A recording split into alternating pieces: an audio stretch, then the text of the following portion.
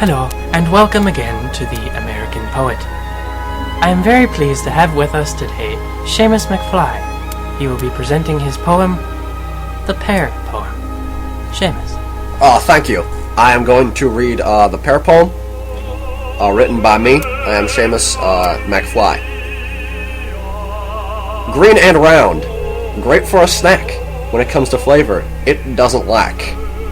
Get home from school, eat a pear, the rest of your day will have more flair. Be careful with this fragile fruit. I am speaking of the pear. When you wash it at the sink, handle it with care. Pears are great all times of the day. Give it to your teacher, and you'll get your way. Can your pears for the winter? Well, they're no fad. Once they're out of season, you'll certainly be glad. You'll be glad for the pear, and all that entails. Any time of the week, it never fails. It takes offense to vegetables while being washed. It's filled with glee. And if you're worried about the cost, well, there is a little fee. Yes, the pear, the supreme of fruits.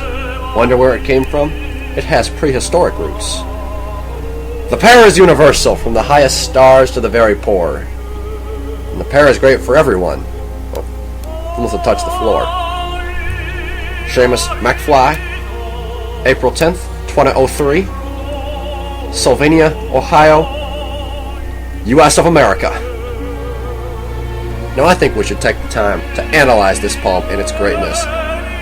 Now before you say anything, before you even start, I will say right now, if you try to pull any of this British stuff on me, let me tell you, it'll be Revolutionary War II up in here. I'll get Mel Gibson, and he will do his thing, and it'll be over. I would like to remind you that this is the American poet, not the British poet. Right, exactly. Just what I'm saying. Can we get around to discussing some of the key elements in your poem? I will tell you instead where I got the idea for the poem from. Oh, all right. Let me tell you. I went to the fruit market once. The fruit market, wonderful place. When I was there, I got myself a peach.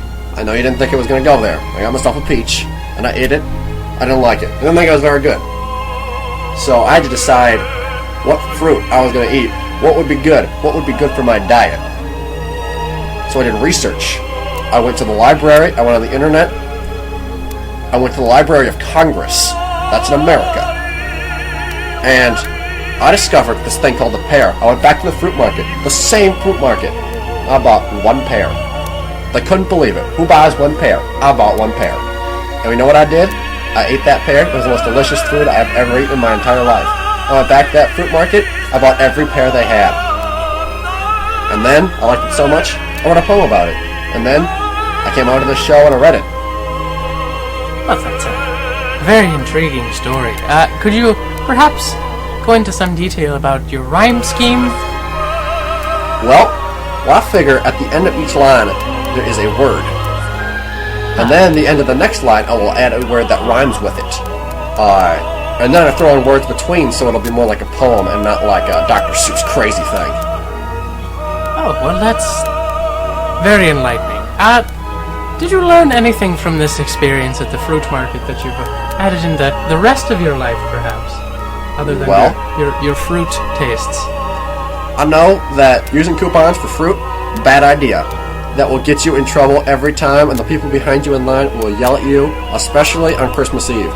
Don't buy pears on Christmas Eve. Any other day works. Good. Well, I think that may be all the time we have, unless there's anything else you'd like to add, sir. Well,